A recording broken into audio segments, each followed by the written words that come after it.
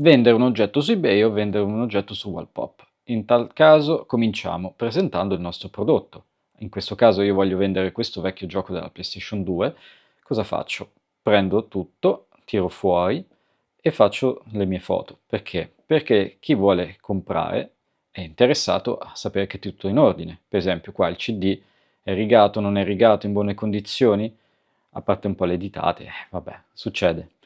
E al massimo si pulisce, quindi cosa faccio? Scatto le mie foto, faccio vedere che c'è tutto dentro, questa potrebbe essere la foto principale, poi faccio delle foto al disco, faccio fronte e retro, insomma, chi è interessato vuole vedere che ci sia proprio tutto.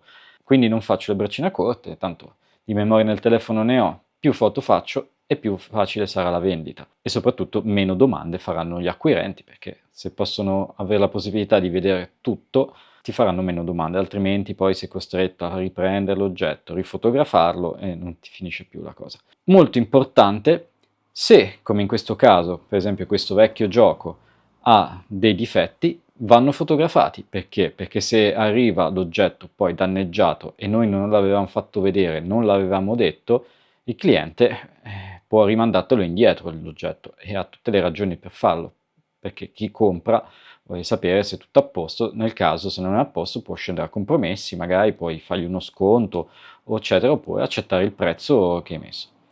Ora mettiamo in vendita. Partiamo da eBay.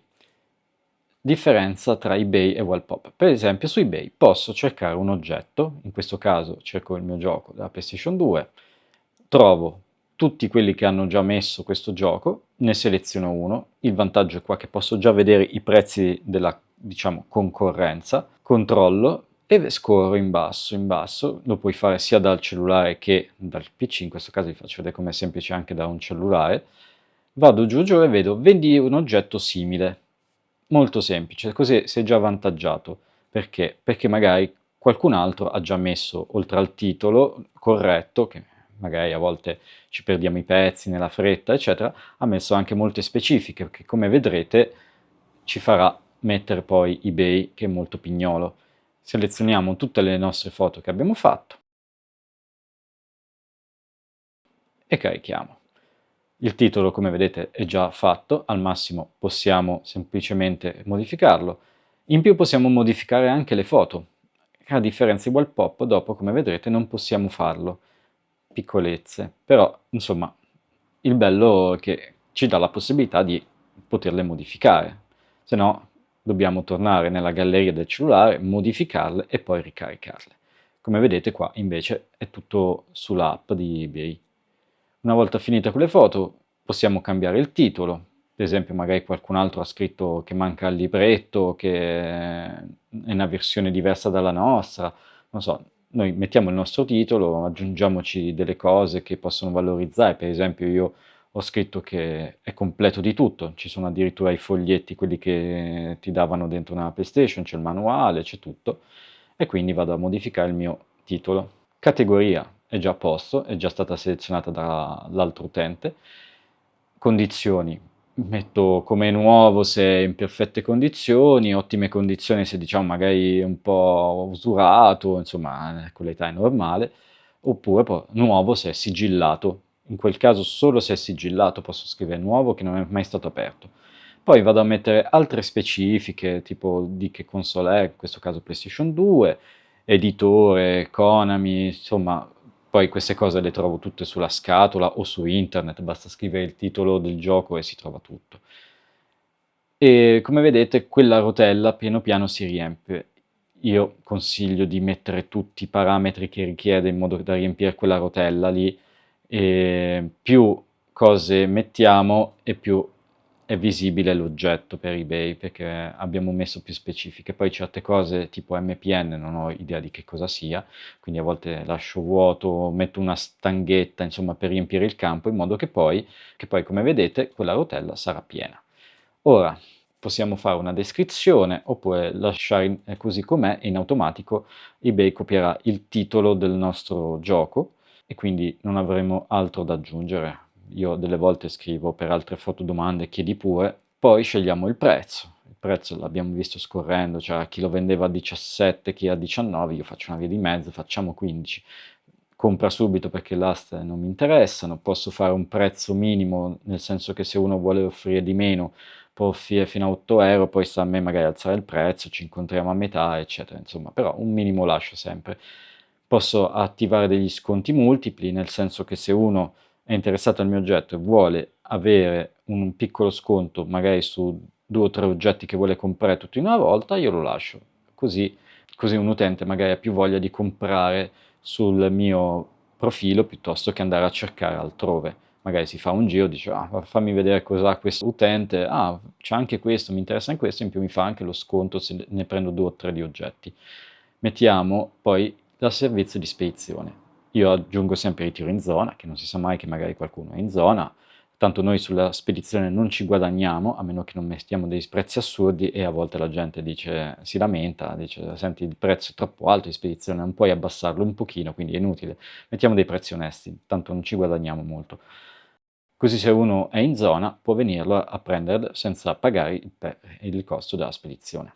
Seleziono pacco o lettera, nel caso come voglio io, in questo caso pacco perché è un gioco, posso fare anche lettera, tanto se spedisco nelle buste un piccolo cofanetto non ingombra molto, quindi molto spesso posso metterle nelle buste quelle con le pallette, quelle che ci piace tanto scoppiare. Poi io aggiungo sempre una cosa molto importante: spedizione internazionale, perché eBay, la forza di eBay è che puoi spedire in tutto il mondo, cioè tutti gli utenti del mondo possono vedere il tuo oggetto. Se non metti spedizione internazionale lo vedranno solo in Italia, quindi non sei molto avvantaggiato se spedisci solo in Italia, mentre se spediamo in tutto il mondo le possibilità sono molto di più. Anche qui stessa cosa, pacco o lettera, scegliamo e poi mettiamo un prezzo.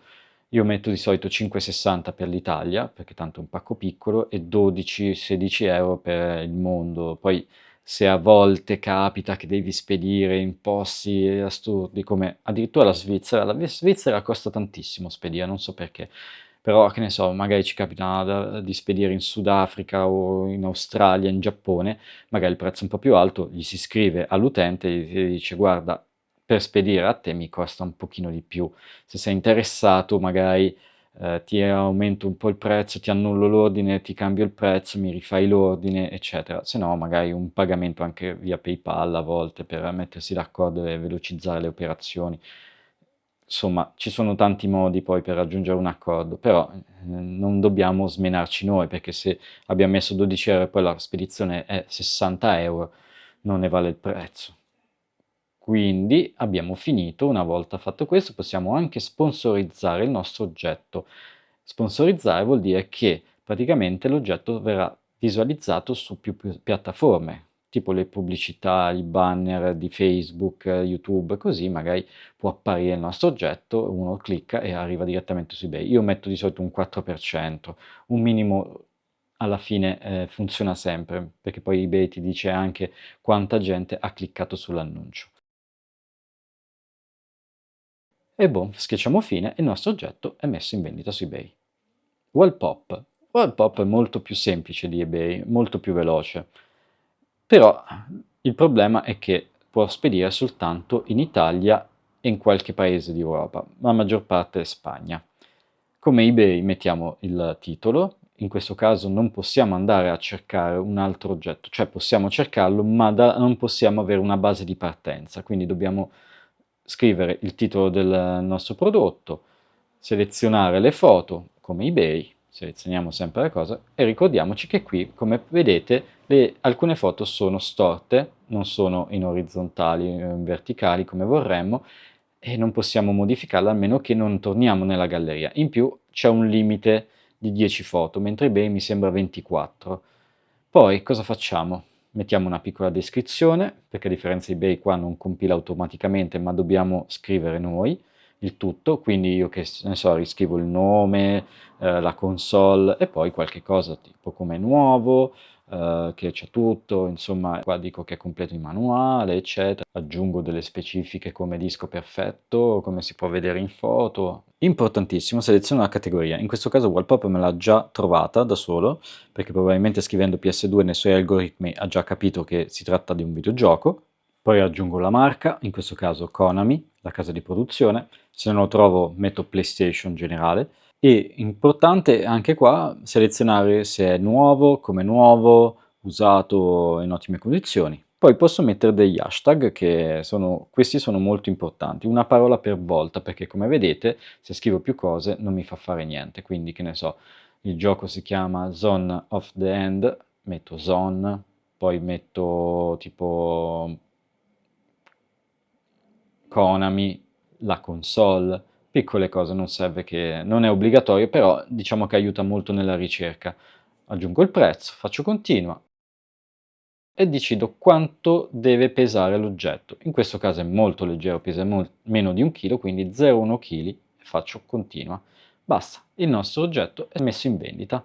Molto più semplice, meno specifiche, ma funzionale. Una volta venduto l'oggetto è ora di prepararlo. Quindi cosa facciamo? In questo caso è un piccolo oggetto e come vedete sta in una busta di quelle con le palline. Però a volte il corriere magari lo lancia in mezzo agli altri pacchi o ci appoggia sopra qualcosa, è sempre meglio dargli un supporto. In questo caso tutta quella carta, plastica, palline in più che vi arrivano sempre negli ordini magari di Amazon o ad altri utenti tipo eBay, eccetera, tenetela da parte perché come vedete poi può tornare utile. Quindi cosa faccio? Prendo l'oggetto e gli do una protezione in più. In questo caso lo avvolgo in queste pallette scoppiettanti, che adesso non mi viene il nome tecnico, però insomma aiutano a proteggere ulteriormente l'oggetto. Lo scoccio per bene in modo che non vada da nessuna parte e una volta pronto lo rimetto dentro al pacco. Faccio in modo che l'oggetto non possa muoversi troppo, se no comincia a traballare tutto, magari finisce che si apre, eccetera, anche se è un po' difficile, però insomma sempre meglio abbondare. E per sicurezza, per far sì che non si scolli magari la colla della busta, ci metto un altro pezzetto di scotch, quello da pacchi, così sto proprio tranquillo che non si apra durante il tragitto. Magari devo spedirlo in Spagna, insomma sarà un bel tragitto lungo, è meglio essere sicuri. Nel caso dovessi spedire un oggetto molto delicato, come in questo caso, un vecchio gioco della PlayStation 1 che hanno le custodie fragilissime, sono fatti di una plastichina veramente fragile, evito le buste e quindi le metterò in una scatola che avrà molta più protezione. Quindi lo avvolgo anche questo nella solita plastica per pacchi, scoccio bene come sempre in modo che non esca dalla sua protezione, in modo che sto proprio tranquillissimo e soprattutto che quando l'utente lo riceva non mi possa dire niente, perché a volte su eBay possono anche darti dei voti negativi e dire l'oggetto è arrivato però era veramente fatto male. Quindi prendiamo una vecchia scatola e mi raccomando togliete tutte le etichette, codici, perché non si sa mai che potrebbero sbagliarsi, magari leggono un vecchio codice e risulta che il pacco è già stato spedito, una vecchia spedizione, eccetera, perché a volte magari sono dei sistemi automatici con delle macchine che scannerizzano i codici nei rulli, se deve fare un lungo viaggio, come in questo caso questo gioco deve arrivare fino a Malta, dovrà superare, lì per esempio ho dimenticato che c'era il mio nome, ma non fa niente, è una piccola firma diciamo. Però questo deve arrivare a Malta, voglio che arrivi bello sano e sicuro, quindi metto dentro i miei CD, in questo caso erano due perché l'utente ha voluto comprare tutti e due i giochi, quindi lo impacchetto bene nella confezione, in questo caso in questo pacco che mi era arrivato da Amazon. Dato che questo pacco deve arrivare a Malta, deve fare un bel viaggio, ho trovato questa vecchia bustina di silicio che ogni volta uno si chiede ma cosa serve queste bustine di silicio in gel? Servono per l'umidità.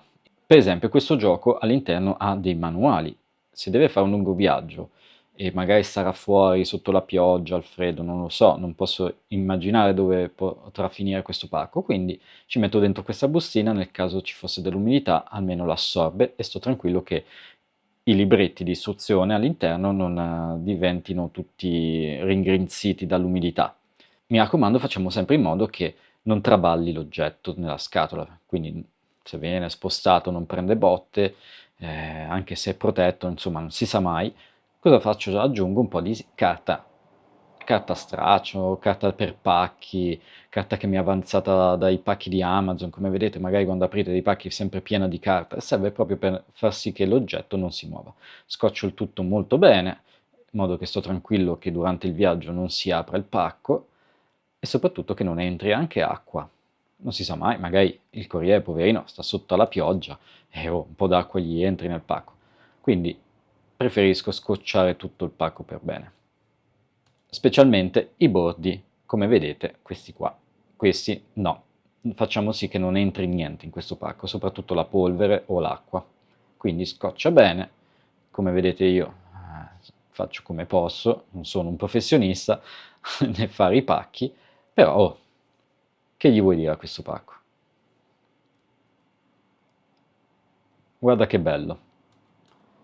Pacco pronto per la spedizione. Ora è il momento di fare la spedizione. Quindi da eBay come si fa? Una volta venduto l'oggetto, vicino al nostro oggetto c'è scritto stampa l'etichetta e ti porta direttamente in questo sito qua, dove dovrai iscriverti anche qua o associare il tuo account eBay. Io vi evito tutto il passaggio. Adesso ci chiede di prendere le misure, quindi noi prendiamo le misure con il nostro metro, in questo caso prendo le misure di questo pacchetto, mi raccomando larghezza, altezza e lunghezza e soprattutto peso. Una piccola bilancia anche quella per la cucina, per pesare la pasta. Scriviamo il nostro peso e poi larghezza, lunghezza e altezza in centimetri. Ok, qua c'è il prezzo, ci dice che verrà 5,11 € perché è una spedizione in Italia, quindi molto poco. Posso scegliere se fare il punto di ritiro, cioè portarlo in un punto come la posta, eccetera, oppure un ritiro a domicilio e posso selezionare anche il giorno in cui voglio che passino. Naturalmente costa un pochino di più e hai più opzioni col punto di ritiro, ma io preferisco il punto di ritiro, in modo che prendo tutti i pacchi e li porto direttamente in posta, no? Così non devo aspettare il corriere che passi o devo avere l'ansia di sentire il corriere che suona e uscire fuori in mutande, "Oh, sono qui, sono a casa". Poi una volta fatto tutto do la conferma, accetto tutto e decido se pagare con la PayPal o con la carta, insomma ci sono un po' di opzioni. Wallpop invece è molto più semplice. Nella conversazione mi verrà fuori questo vedi, io clicco sopra il vedi e mi vengono fuori le opzioni per la spedizione. Posso fare vedi istruzioni che mi dice cosa dovrò fare, se no direttamente vado su stampa l'etichetta. Stampa l'etichetta, se è in Italia, mi viene fuori questa qua, che praticamente è un servizio che adesso vi farò vedere, è comodissimo. Tu stampi l'etichetta, la metti sul tuo pacco e poi la porti in quella specie di box tipo gli Amazon Locker, però invece di ritirare spedisci. Quindi mettiamo la nostra etichetta, ritagliamo il foglio, è inutile avere tutto un foglio A4 su un pacco piccolo, quindi io in questo caso lo ritaglio. Naturalmente lo scotcio bene in modo che non si stacchi, è importantissimo, perché se un pacco si perde per caso il codice a barre, il codice di spedizione, eccetera, verrà buttato, verrà scartato, non lo so che fine potrebbe fare, non voglio pensarci. E come dicevo, ecco qua, questo è un, diciamo, Amazon Locker, non so come chiamarlo, però della Impost. Come vedete qua ci sono le opzioni. Io clicco invio o reso del pacco, in questo caso invio, scannerizzo il codice sul pacco e automaticamente mi si apre uno sportellino. Infilo il pacco dentro lo sportellino, chiudo e basta. Fine, gli dico conferma, vi faccio rivedere. Accedo toccando con un dito, vado su invia reso opacco, scannerizzo, viene fuori il codice, in questo caso mi dice se è più piccolo o piccolo, il mio pacco è molto piccolo quindi non c'è bisogno di uno sportello grande e mi si apre questo sportellino tipo a libro. Infilo dentro il pacco, come vedete ci sta molto bene, chiudo, completa l'operazione, passo e chiudo. Mi dice anche che ci ho messo 19-30 secondi perché dovevo spiegarvi, mica potevo farlo, a volte ci ho messo anche 2 secondi per spedirlo. Nel caso in cui non vi venga fuori quella etichetta è perché il pacco non va spedito in Italia, ma all'estero. E allora vediamo come funziona. Ti darà un punto di consegna. Tu clicchi punto di consegna di Bartolini, ti fa vedere addirittura sulla mappa quello più vicino a te, io in questo caso ce l'ho a Mortara, vado a vedere di che cosa si tratta, vedo anche gli orari e addirittura mi fa vedere su Google Maps dove posso andarlo a trovare. Cosa faccio? Crea l'etichetta di spedizione, aspetto un attimo, quando diventa verde, quando ritorna questa schermata, faccio mostra l'etichetta. In questo caso però non verrà mostrata un'etichetta, ma bensì un QR code. Che cosa vuol dire? Che io non devo stampare l'etichetta, ma mi basta mostrare questo QR code e dargli il pacco al tabaccaio in questo caso. Il signore qua scannerizza il QR code, io me li sono stampati perché ne avevo 4 e me li sarei confusi sicuramente, ci mette sopra l'etichetta al nostro pacco ed è fatta. Nel caso in cui vendeste all'estero con eBay, a volte vi vengono mostrate queste etichette che bisogna stamparne addirittura 3. Cosa fare? Le stampiamo tutte e 3, le firmiamo, importante, leggiamo le istruzioni, c'è sempre scritto tutto comunque. Io in questo caso ho dovuto stamparne 3, mi dava 3 etichette, le ho firmate tutte e le ho messe dentro una busta che andrò a incollare sul nostro pacco. Però devo stare attento sempre a far sì che sia apribile questa busta, perché il corriere in Italia, ok, scannerizzerà quello che vede, poi magari all'estero vanno a prendere l'altra etichetta, non so se lo fanno veramente. Io per sicurezza lascio sempre uno spazio da aprire per il corriere in modo che possa andare a prendere i foglietti e scannerizzarseli come vuole. In questo caso, per esempio, la busta era troppo grossa, taglierò via un pezzettino e la rincollo, senza però esagerare in modo che poi il povero corriere possa tranquillamente riaprire la busta. Mi assicuro che anche la busta non venga persa, altrimenti sono cavoli amari. Quindi scotcho per bene, tanto non costa molto questo scotch e il rotolo mi dura veramente tanto. Diciamo che ci riesco a fare un 20-30 pacchi alla volta. Boh, non lo so, non ho mai contato. In questo caso però non ho l'opzione di portarlo in un punto postale, ma devo aspettare il corriere, quindi mi raccomando, organizzatevi bene per il ritiro. Se non siete mai a casa, magari lasciatelo a un vicino o cosa e dategli il suo indirizzo e dite guarda passerà un corriere, deve solo ritirare questo pacco. Bene, come avete visto le differenze sono poche, molto semplice spedire sia su eBay, su Wallpop, sta a voi. Io per sicurezza cosa faccio? Se voglio vendere veramente qualcosa, li metto su tutte e due. A volte uso anche Vinted o Facebook, il mercatino di Facebook, però quello è tutto un altro sistema. Vinted assomiglia molto a Wallpop, mentre Facebook non c'è neanche il servizio di spedizione, è tutto consegna a mano. E ok, adesso sapete come si spedisce sia con eBay e con Wallpop, sta a voi quello che vi preferite di più. Io, una volta venduto l'oggetto, tolgo da una parte o dall'altra. Spero che questo video vi sia stato utile, ci vediamo alla prossima. Se avete alcune domande scrivete pure sotto nei commenti, vi risponderò appena possibile.